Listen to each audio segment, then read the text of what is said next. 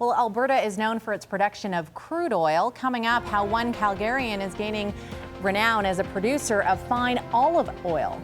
Also, white hats for a bunch of guys who play one of the toughest team sports, what they did to deserve the honor.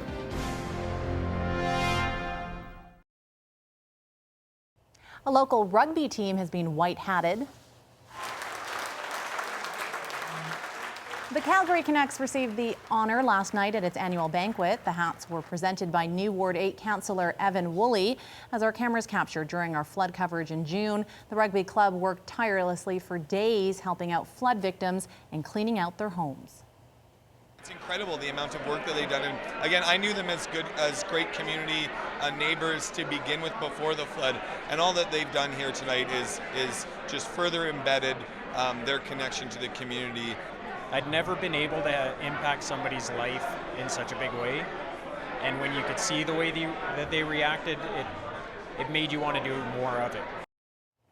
New expression to the meaning rugby tough, isn't it? Certainly does. Wow, great work they did. Cleaning out flood-soaked homes and businesses is hard work. The Calgary Canucks Rugby Club are no strangers to heavy lifting. And today, 19 of them headed to one of the hardest hit areas to offer their help. Kevin Fleming has more. We've got half the carpet out of the bottom. We've got Dave Lahi's house to go to too, finish that up. So. Yeah, once we head over there, Dennis has a house down the street with an old couple who doesn't really have any help, so we might have to head down there. Someone has to keep track of who's where and what needs to be done next. Ripping out carpets, drywall, anything that has to be done, scooping up mud, everything. It's ugly, muddy, messy work. 19 members of the Calgary Canucks Rugby Club are helping in any way they can at this flooded out Roxborough home. We're rugby players. This is kind of what we do.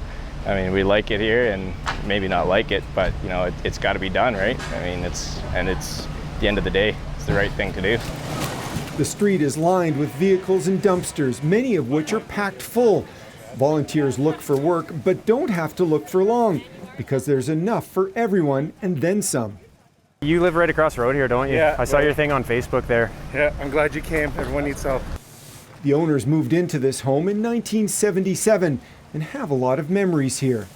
We do feel pretty helpless, and it was pretty devastating to first see everything we've lost, but they are just things, and then it makes you feel a whole lot better when you see how many people want to help out.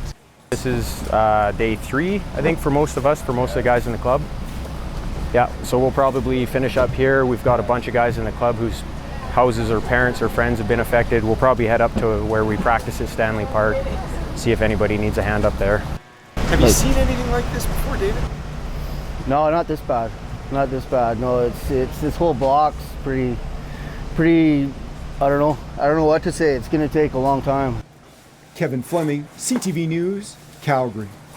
Unbelievable. The team's clubhouse and practice field in Stanley Park was also flooded.